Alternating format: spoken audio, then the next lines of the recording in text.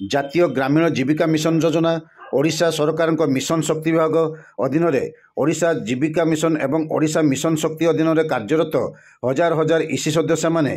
AITUC ସଂଯୁକ୍ତ ନିଖିଳ ଓଡ଼ିଶା ଜୀବିକା mission EC ସଂଘ ନେତୃତ୍ୱରେ ଆଜି ବାଲେଶ୍ୱର ଜିଲ୍ଲାପାଳଙ୍କ କାର୍ଯ୍ୟାଳୟ ସମ୍ମୁଖରେ ବିଶାଳ ବିକ୍ଷୋଭ ପ୍ରଦର୍ଶନ କରିଛନ୍ତି। ଓଡ଼ିଶା ଜୀବିକା ମିଶନ ନିର୍ଦ୍ଦେଶକ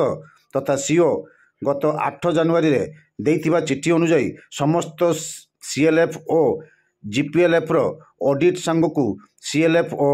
ଜିପିଏଲ୍ଏଫ୍ର ସଭାପତି ସମ୍ପାଦକ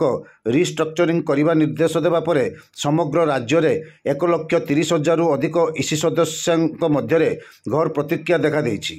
ଗତ 25 ବର୍ଷ ଧରି ସମାଜର ସାଧାରଣ ମହିଳାଙ୍କ ଜୀବିକା ଅର୍ଜନର ରାହା ଦେଖାଇବା ପାଇଁ ବିନା ପାରିଶ୍ରମିକରେ କାର୍ଯ୍ୟ କରି ଆସୁଥିବା ବେଳେ 2022ରୁ ଫିକ୍ସଡ୍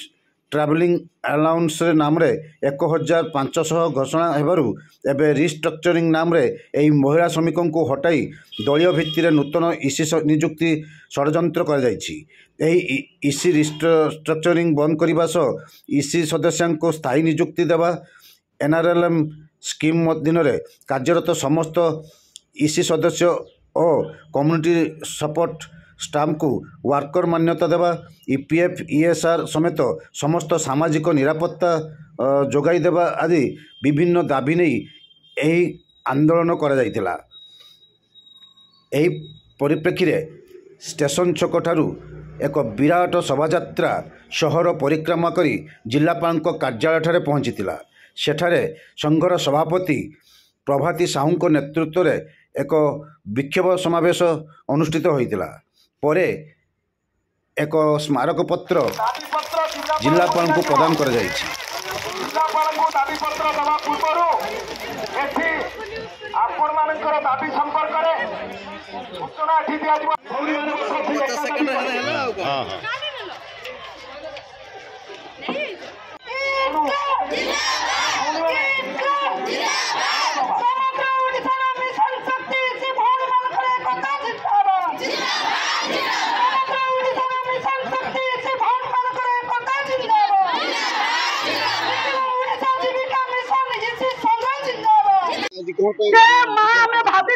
प्रभाती साहू जीविका मिशन संघ जिला सभापति कार्य करे।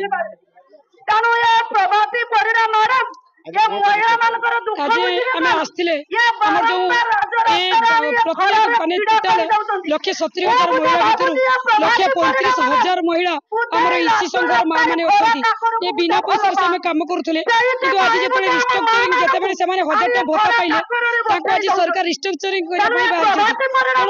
सरकार को अनुरोध सी जमी स्थायी नियुक्ति भत्ता दि जाऊ पेंशन अवसर पर पेंशन दि जाऊ बड़ दाबी स्थायी नियुक्ति हो रिस्ट्रक्चरिंग बंद कर निखिल ओडिशा जीविका मिशन इसी संघ पक्षर जिला स्तरीय विक्षोभ प्रदर्शन होती आपण संख्या देखुं मु संख्या कहवा दरकार नहीं। ए आंदोलन पर सरकार हमको मजबूर कर निर्वाचन पूर्व सरकार प्रतिश्रुति देले ओडिशार लक्षपति दीदी करेबे मिशन शक्ति जरिया सुभद्रा योजना करके 50,000 लेखाएं महिला मानक देवे एवं स्वयं सहायक गोष्ठी महिला मानक मासिक 1,000 लेखाएं सशक्तिकरण भत्ता देवे से कथा कले नहीं। मंत्री महोदय दायित्व नेला परे से कहिथिले मिशन शक्ति को आहुरी सशक्त करेबु काहारी को बाहर करिबु नहीं। किंतु एबे जनवरी 8 तारिख दिन ओडिशा जीविका मिशन डायरेक्टर एवं सीईओ सी एक निर्देश देइचंती जीपीएलएफ एवं सीएलएफ लेवल रे रिस्ट्रक्चरिंग करेबे। रिस्ट्रक्चरिंग को आमे इथि पई विरोध करछु जेतेबेले महिला माने बाहर नथिले बाहर गाँव समस्त महिला जहाँ बाछी सी समस्त कथा बुझुची ताकू दियंतु ब्लॉक कथा सी बुझिबो पंचायत कथा सी बुझिबो माने सिलेक्टेड हेतिले सेतले भत्ता नथिला बिना भत्ता रे माने 20 वर्ष 25 वर्ष काम कला एबे ताको बाहर करके दलीय भितर नियुक्ति करिया पई जो षडयंत्र आरंभ होई ताकू माने विरोध करतंती एवं हम निवेदन करू ओडिसा रे जति की इसी तांको स्थायी नियुक्ति दियंतु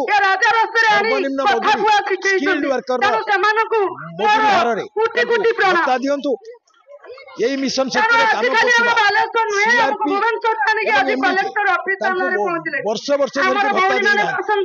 तांको भत्ता दियंतु तांको मध्य स्थायी करो सहित महिला स्वयं सहायता समूह प्रतिश्रुति देथिले 1000 लाख देबे सेटा दियंतु या सहित रिस्ट्रक्चरिंग नारे जो काहाको हटेबे कोठी दलिया लोक भर्ती करिवे ए कथा बंद करंतु तांको सेवा को मूल्यांकन करो यही निवेदन करी आज जिल्लापाल को दायित्व देथिबा आशा करछु जिल्लापाल समस्त नमस्कार मो नाम मनोरमा कमला मु बालेश्वर जिल्ला जिला कोषाध्यक्ष भाव काम करुछि आज 2021 पाखर 2025 मसीहा पर्यंत आमर लक्ष्य 35,000 इसी माँ मैंने आज निरविच्छिन्न भाव में काम करुले माने ना पैसा थिला ना किछि नथिला सेतबेले माँ मैंने 2022 ठार जेबे ठार हमर पैसा लागू हैला सेतबेले जे कि हमर मीटिंग फी आउ जीवा आसीबा ग्रस्त खर्च सेतबेले हमको सेप्टेम्बर 24 पर्यंत हमको भत्ता प्रदान करा जायतिला